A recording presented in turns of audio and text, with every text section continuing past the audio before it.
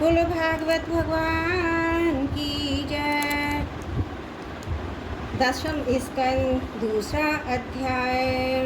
भगवान का गर्भ प्रवेश और देवताओं द्वारा गर्भ स्तुति।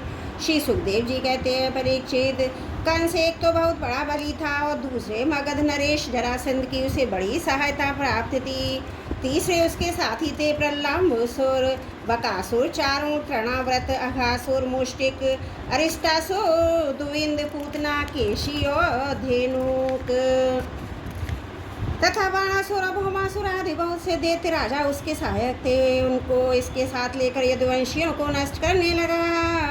वे लोग भयभीत होकर कुरु, पंचाल, केकय, शाल्व, विदर्भ, निषद, विदेह और कौशल आदि देशों में जा बसे। कुछ लोग ऊपर से उसके मन के बहुत अनुसार काम करते उसकी सेवा में लगे रहे। जब कंस ने एक एक करके देवकी के 6 बालक मार डाले, तब देवकी के 7वें गर्भ में भगवान के अंश स्वरूप शेष जी, उन्हें अनंत भी कहते हैं, पधारे। आनंद स्वरूप शेष जी के गर्भ में आने के कारण देवकी को स्वभाव की हर्ष हुआ, परंतु कंस शायद इसे भी मार डाले। इस वजह से उनका शोक भी बढ़ गया। विश्वात्मा भगवान ने देखा कि मुझे ही अपना स्वामी और सर्वस्व मानने वाले यदुवंशी कंस के द्वारा बहुत ही सताए जा रहे हैं। तब उन्होंने अपनी योग माया को यह आदेश दिया, देवी कल्याणी, तुम ब्रज में जाओ। वह प्रदेश ग्वालों और गौओं से सुशोभित है। वह आनंद बाबा के गोकुल में वसुदेव की पत्नी रोहिणी निवास करती है। उनकी और भी पत्नियां कंस से डरकर गुप्त स्थानों में रह रही हैं। इस समय मेरा यह अंश से शेष कहते हैं देवकी के उदर में गर्भ से स्थित है। उसे वहाँ से निकालकर तुम रोहिणी के पेट में रख दो। कल्याणी, अब मैं अपने समस्त ज्ञान बलों आदि अंशों के द्वारा देवकी का पुत्र बनूंगा और तुम नंद बाबा को पत्नी यशोदा के गर्भ से जन्म लेना। तुम लोगों को मुँह मांगी वरदान देने में समर्थ होंगी। मनुष्य तुम्हें अपनी समस्त अभिलाषाओं को पूर्ण करने वाली जानकर धूप, दीप, नैवेद्य एवं अन्य प्रकार की सामग्रियों से तुम्हारी पूजा करेंगे। पृथ्वी में लोग तुम्हारे लिए बहुत से स्थान बनाएंगे और दुर्गा, भद्रकाली, विजया, वैष्णवी, कुमुदा, चंडिका, कृष्णा, माधवी, कन्या, माया, नारायणी, ईशानी, शारदा, अंबिका आदि बहुत से नामों से पुकारेंगे। देवकी के घर से खींच जाने के कारण शेषी को लोग संसार में संकर्षण कहेंगे, लोक रंजन करने के कारण राम कहेंगे और बलवानों में श्रेष्ठ होने के कारण बलभद्र भी कहेंगे। जब भगवान ने इस प्रकार आदेश दिया, तब योग माया ने जो आज्ञा दी ऐसा कहकर उनकी बात शिरोधार्य की और उनकी परिक्रमा करके वे पृथ्वी लोक में चली आई तथा भगवान ने जैसा कहा था वैसे ही किया। जब योग माया ने देवकी का गर्भ ले जाकर रोहिणी के उदर में रख दिया, तब पूर्ववासी बड़े दुख के कारण आपस में कहने लगे, हाय बेचारी देवकी का यह गर्भ तो नष्ट हो ही गया। भगवान भक्तों के अभय करने वाले हैं, वे सर्वत्र सब रूप में हैं, उन्हें कहीं जाना आना नहीं है, इसलिए वे वसुदेव जी के मन में अपनी समस्त कलाओं के साथ प्रकट हो गए। उसमें विद्वान होने पर भी अपने को अव्यक्त से व्यक्त कर दिया। भगवान की ज्योति को धारण करने के कारण वसुदेव जी सूर्य के समान तेजस्वी हो गए। उन्हें देखकर लोगों की आंखें चौंधिया जाती, कोई भी अपने बलवाणी प्रभाव से उन्हें न दबा नहीं सकता था। भगवान के इस ज्योतिर्मय अंश को, जो जगत का परम मंगल करने वाला है, वसुदेव जी के द्वारा आधारण करके देवी देवकी ने ग्रहण किया। जैसे पूर्व दिशा चंद्रदेव को धारण करती है, वैसे ही शुद्ध सत्व से संपन्न देवी देवकी ने विशुद्ध मन से सर्वात्मा आत्मस्वरूप भगवान को धारण किया। भगवान सारे जगत के निवास स्थान है। देवकी का उनका भी निवास स्थान बन गई, परंतु बड़े आदि के ही तरह बंदे देवी दीपक का और अपनी विद्या दूसरे को न देने वाले ज्ञान खल की शेष विद्या का प्रकाश जैसे चारों ओर नहीं फैलता, वैसे ही कंस के कारागार में बंद लेव की भी उतनी शोभा नहीं हुई। देवकी के घर में भगवान विराजमान हो गए। उसके मुख पर पवित्र मुस्कान थी और शरीर की कांति से बंदी ग्रह जगमगाने लगा था। जब कंस ने उसे देखा तब वह मन ही मन कहने लगा, अब की बार मेरे प्राणों के ग्राहक विष्णु ने इसके घर में अवश्य प्रवेश किया है, क्योंकि इससे पहले देवकी ऐसी कभी नहीं थी। अब इस विषय में शीघ्र मुझे क्या करना चाहिए। देवकी को माना तो ठीक ना होगा, क्योंकि वीर पुरुष स्वार्थ वर्षा पराक्रम को कलंकित नहीं करते। एक तो स्त्री है, दूसरी बहन है, तीसरी गर्भवती है। इसके माने से तो तत्काल ही मेरी कीर्ति, लक्ष्मी, आयु नष्ट हो जाएगी। वह मनुष्य तो जीवित रहने पर भी मरा हुआ है, जो अत्यंत क्रूरता का व्यवहार करता है। उसकी मृत्यु के बाद लोग उसे गाली देते हैं। इतना ही नहीं हुआ, देहाभिमानियों के योग्य घर में और नरक में अवश्य अवश्य जाता है। यद्यपि कंस देवकी को मार सकता था, किंतु स्वयं वैसे अत्यंत क्रूरता के विचार से निवृत्त हो गया। अब भगवान के प्रति दृढ़ वैर का भाव मन में गांठ कर और जन्म की प्रतीक्षा करने लगा। वह उठते बैठते, खाते पीते, सोते जागते, चलते फिरते सर्वदा श्री कृष्ण के चिंतन में लगा रहता।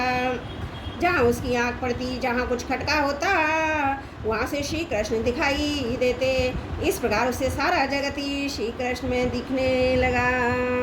बोलो श्री कृष्ण भगवान की जय। परीक्षित, भगवान शंकर और ब्रह्मा जी कंस के कैद खाने में आए। उनके साथ अपने अनुचरों के सहित समस्त देवता और नारद आदि ऋषि भी थे। वे लोग सुमधुर वचनों से सबकी अभिलाषा पूर्ण करने वाले श्री हरि की इस प्रकार स्तुति करने लगे। प्रभु, आप सत्य संकल्प है, सत्य ही आपकी प्राप्ति का श्रेष्ठ साधन है। षष्ठी के पूर्व, प्रलय के पश्चात और संसार की स्थिति के समय इन असत्य अवस्थाओं में आप सत्य हैं। पृथ्वी, जल, तेज, वायु और आकाश, इन 5 दृश्यमान सत्यों के साथ ही आप ही कारण हैं। इसमें अंतर्यामी रूप से विराजमान भी हैं। आप इस दृश्यमान जगत के परमार्थ स्वरूप हैं। आप ही मधुरवाणी और समदर्शन के प्रवर्तक हैं। भगवान, आप तो बस सत्य स्वरूप ही हैं। हम सब आपको ही शरण में हैं। यह संसार क्या है? एक सनातन वृक्ष। इस वृक्ष का आश्रय है एक प्रकृति। इसके 2 फल हैं, सुख और दुख। 3 जड़ हैं, सत्य, रज और तम। 4 रस हैं, धर्म, अर्थ, काम और मोक्ष। इसके जानने के 5 प्रकार हैं, श्रोत, त्वचा, नेत्र, रसना, नासिका।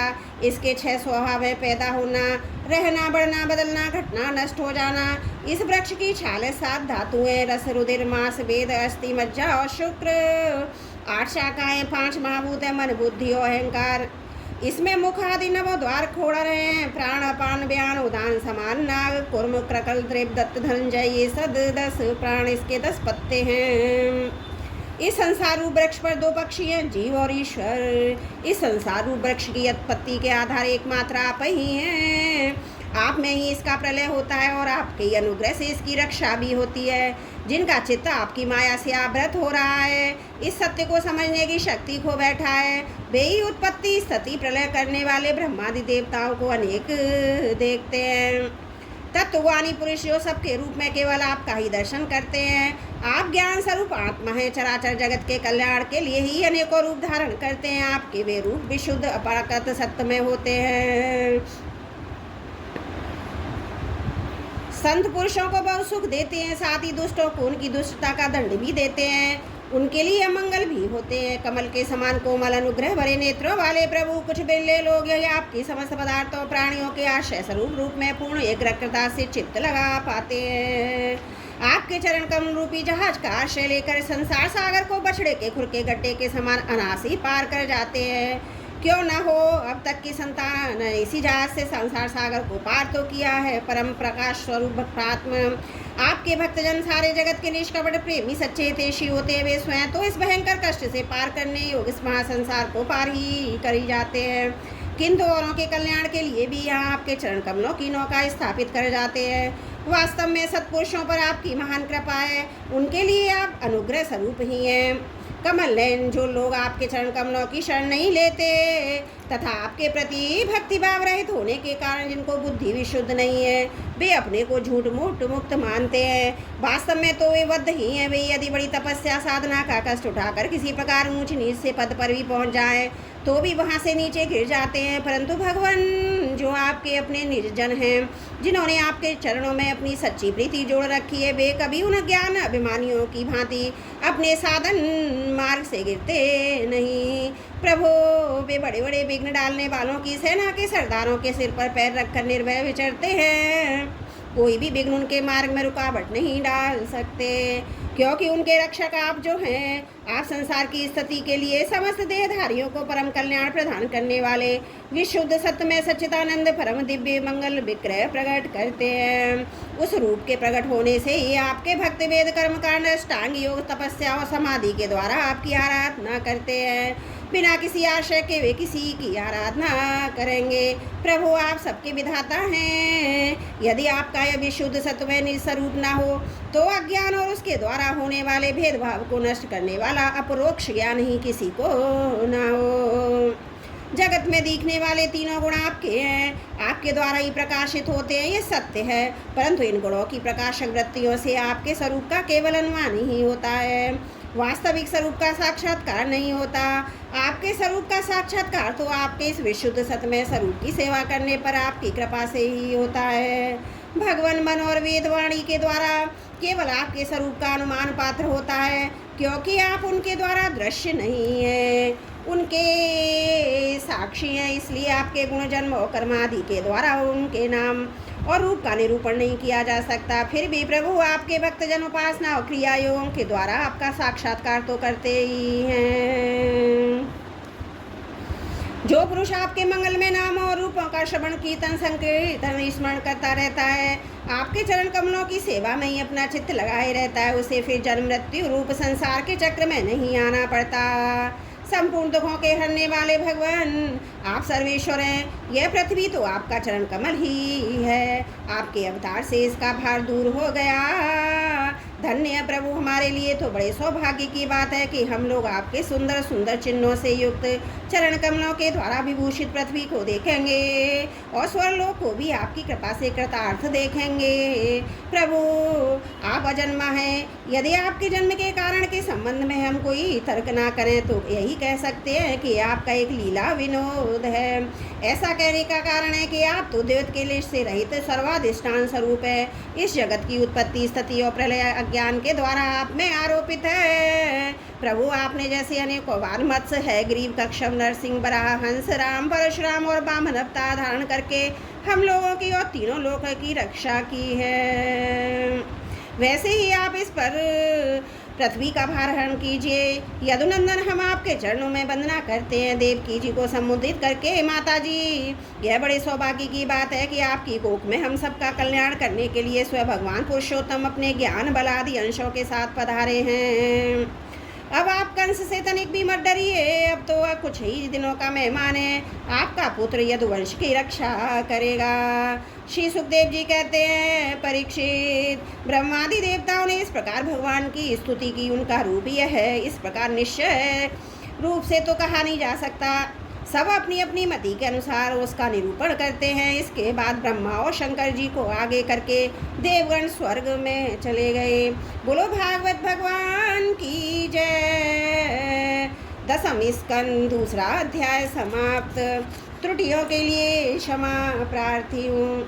बोलो भागवत भगवान की जय। 10वां स्कंद 3 अध्याय भगवान श्री कृष्ण का प्राकट्य।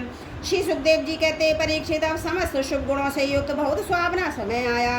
रोहिणी नक्षत्र तथा आकाश के सभी नक्षत्र ग्रह तारे शांत सौम्य हो रहे थे। दिशाएं प्रसन्न हो रही थी, स्वच्छ थी, निर्मल आकाश में तारे जगमगा रहे थे। पृथ्वी के बड़े बड़े नगर, छोटे छोटे गांव, हीरों की बस्तियां और हीरे आदि की खाने मंगल में हो रही थी।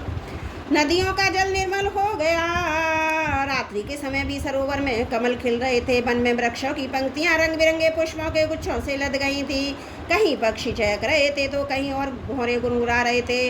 उस समय परम पवित्र और शीतल मंद सुगंध वायु अपने स्पर्श से लोगों को सुखदान करती हुई बह रही थी। ब्राह्मणों के अग्निहोत्र की कभी न बुझने वाली अग्नियां जो कंस के अत्याचार से बुझ गई थीं, वे इस समय अपने आप जल उठी। संत पुरुष पहले ही चाहते थे कि असुरों की बढ़ती ना हो जाए। अब उनका मन सहसा प्रसन्नता से भर गया। जिस समय भगवान के आविर्भाव का अवसर आया, स्वर्ग में देवताओं की धुंधमियाँ अपने आप बज उठी। किन्नर और गंधर्व मधुर स्वर में गाने लगे। सिद्धोच्चारण भगवान के मंगलमय गुणों की स्तुति करने लगे। विद्याधारी अप्सराओं के साथ नाचने लगी। बड़े बड़े देवता ऋषि मुनि आनंद से भरकर पुष्पों की वर्षा करने लगे। जल से भरे हुए बादल समुद्र के पास जाकर धीरे धीरे गर्जना करने लगे।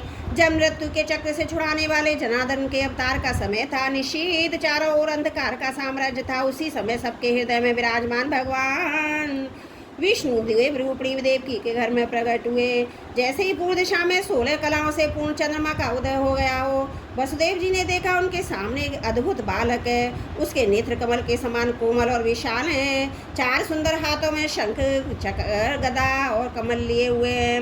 वक्ष स्थल पर शिवत्स का चिन्ह, अत्यंत सुंदर सुवर्णीय रेखा है। गले में कौस्तुभ मणि झिलमिला रही है। वर्षाकालीन मेघ के समान परम सुंदर श्यामल शरीर पर मनोहर पीताम्बर फहरा रहा है। बहुमूल्य वेदुर मणि के किरीट और कुंडल की कांति से सुंदर सुंदर घुंघराले बाल सूर्य की किरणों के समान चमक रहे हैं। कमर में चमचमाती करधनी की लड़ियां लटक रही हैं। बाहों में बाजूबंद और कलाइयों में कंकड़ शोभामान हैं।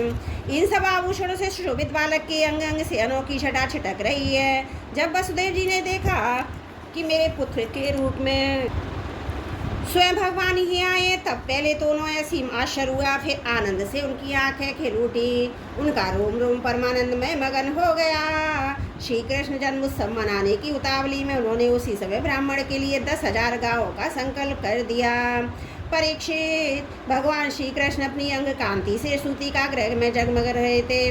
जब वसुदेव जी को निश्चय हो गया है तो परम पुरुष परमात्मा ही है, तब भगवान का प्रभाव जान लेने से उनका सारा बह जाता रहा। अपनी बुद्धि स्थिर करके उन्होंने भगवान के चरणों में अपना सिर झुका दिया। फिर हाथ जोड़कर वे उनकी स्तुति करने लगे।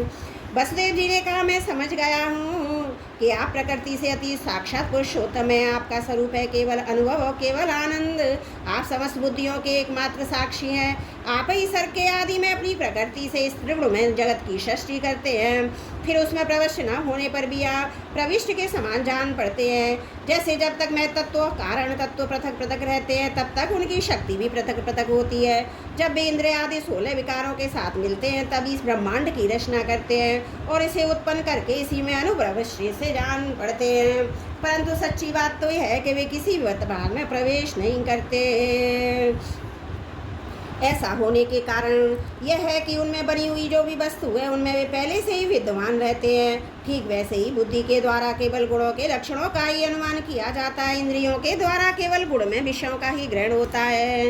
यद्यपि आप उनमें रहते हैं, फिर भी उन गुणों के ग्रहण से आपका ग्रहण नहीं होता। इसका कारण यह है कि आप सब कुछ हैं, सबके अंतर्यामी हैं, परमार्थ सत्य आत्मस्वरूप है। गुणों का आवरण आपको ढक नहीं सकता। इसलिए आप में ना बाहर है ना भीतर है। फिर आप किस में प्रवेश करेंगे? इसलिए प्रवेश ना करने पर भी आप प्रवेश किए हुए के समान दिखते हैं। जो अपने इस दृश्य गुणों को अपने से पृथक मानकर सत्य समझता है, वह अज्ञानी है, क्योंकि विचार करने पर ये देह आदि पदार्थ वाग विलास के सिवा कुछ नहीं सिद्ध होते। विचार के द्वारा जिस वस्तु का अस्तित्व सिद्ध नहीं होता, बल्कि जो बाधित हो जाती है, उसको सत्य मानने वाला पुरुष बुद्धिमान कैसे हो सकता है? प्रभु कहते हैं कि आप स्वयं समस्त क्रियाओं गुणों और विकारों से रहित हैं, फिर भी इस जगत की सृष्टि स्थिति और प्रलय आप में ही होते हैं। यह बात परमेश्वरशाली परम ब्रह्म परमात्मा आपके लिए असंगत नहीं है, क्योंकि तीनों गुणों के आश्रय आप ही हैं। इसलिए उन गुणों के कार्य आदि का आप में ही आरोप किया जाता है। आप ही तीनों लोगों की रक्षा करने वाले हैं। माया से सत्वमय और शुक्ल वर्ण पौरुषकारी विष्णु रूप धारण करते हैं। उत्पत्ति के लिए रजह प्रधान रक्त वर्ण सृजनकारी ब्रह्मा रूप और प्रलय के समान तमोगुण प्रधान कृष्ण वर्ण संहारकाली रुद्र रूप सुवार करते हैं। प्रभु, आप सर्वशक्तिमान सबके स्वामी, इस संसार की रक्षा के लिए आपने वे घर अवतार लिया। आजकल कोटि कोटि असुर सेनापतियों ने राजा का नाम धारण कर रखा है और अपने अधीन बड़ी बड़ी सेनाएं कर रखी हैं। आप इन सब का संहार करेंगे। देवताओं के भी आराध्य देव प्रभु, यह कंस बड़ा दुष्ट है। इसे जब मालूम हुआ कि आपका अवतार हमारे घर होने वाला है, तब उसके सामने आपके भय से आपके बड़े भाइयों को मार डाला। अभी उसके दूत आपके अवतार का समाचार उसे सुनाएंगे और कभी अभी हाथ में शस्त्र लेकर दौड़ा आएगा। श्री सुखदेव जी कहते हैं, परीक्षित, उधर देवकी ने देखा कि मेरे पुत्र में तो पुरुषोत्तम भगवान के सभी लक्षण मौजूद हैं। पहले तो उन्हें कंस के कुछ भय मालूम हुआ, परंतु फिर वे बड़े पवित्र भाव से मुस्कुराती हुई स्तुति करने लगी।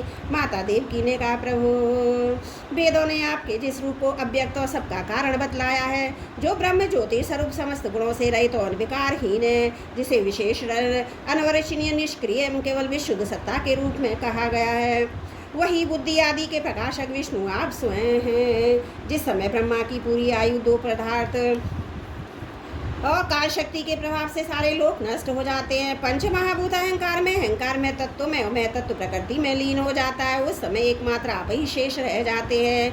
इसी से आपका एक नाम शेष भी है। प्रकृति के एकमात्र सहायक प्रभु, निमेष से लेकर वर्ष पर्यंत अनेक विभागों में विभक्त तो काल, जिसकी चेष्टाएं संपूर्ण विश्व सचेष्ट होता है, जिसकी कोई सीमा नहीं है, आपकी लीला मात्र है। आप सर्वशक्तिमान और परम कल्याण के आश्रय हैं, मैं आपकी शरण लेती हूँ।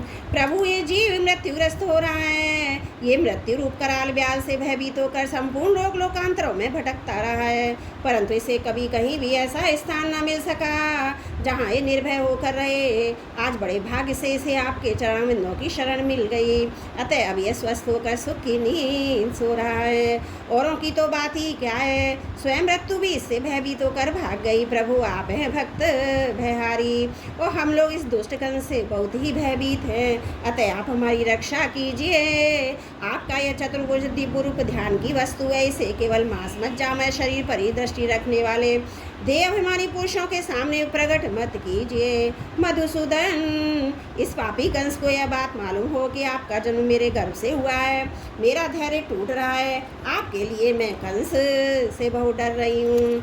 विश्वात्मन, आपका यह रूप अलौकिक है, आप शंख चक्र गदा और कमल की शोभा से युक्त अपना चतुर्भुज रूप छिपा लीजिए।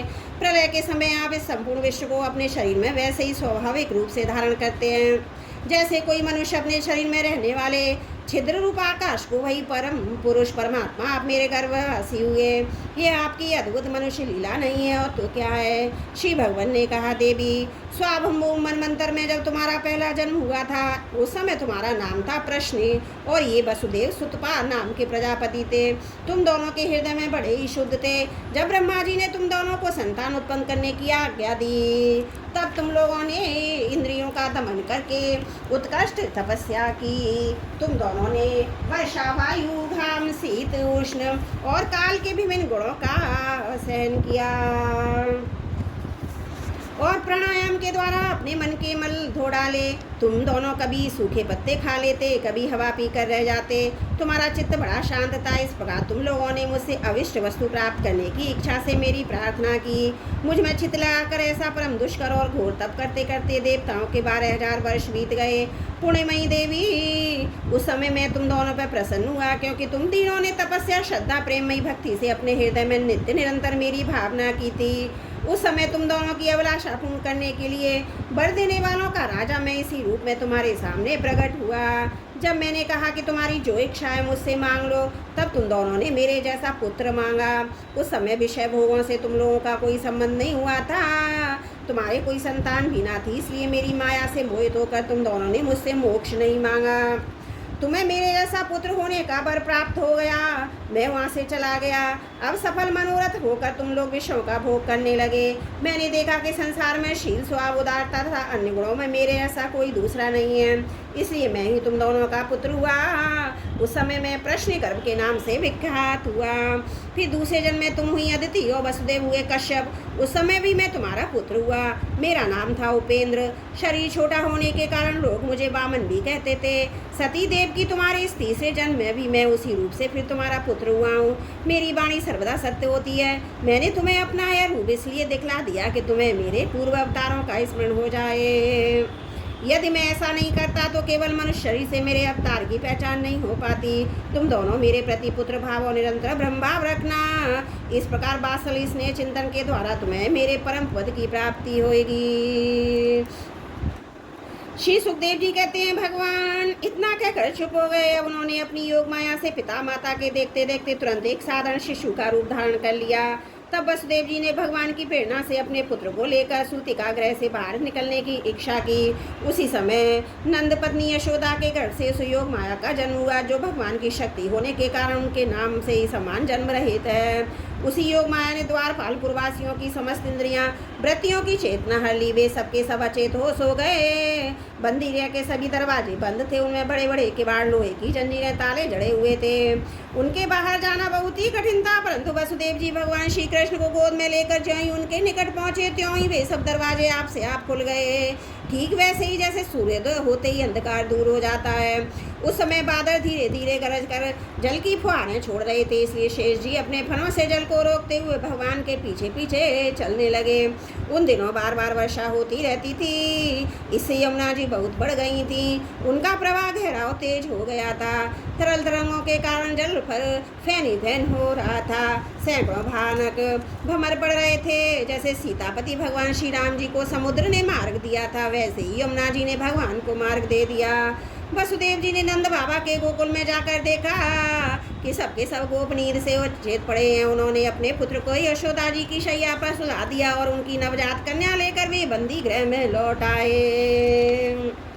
जेल में पहुंचकर वसुदेव जी ने उस कन्या को देवकी की शैया पर सुला दिया और अपने पैरों में बेड़ियां डाल ली और पहले की तरह वे बंदी गृह में बंद हो गए। उधर नंद पत्नी यशोदा जी को इतना तो मालूम हो गया कोई संतान हुई है, परंतु यह ना जान सकी ये पुत्र है या पुत्री, क्योंकि एक तो उन्हें बड़ा परिश्रम हुआ था, दूसरे योग माया ने उन्हें अचेत कर दिया था।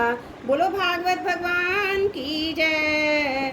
10वां स्कंद 3य अध्याय समाप्त। त्रुटियों के लिए क्षमा चाहते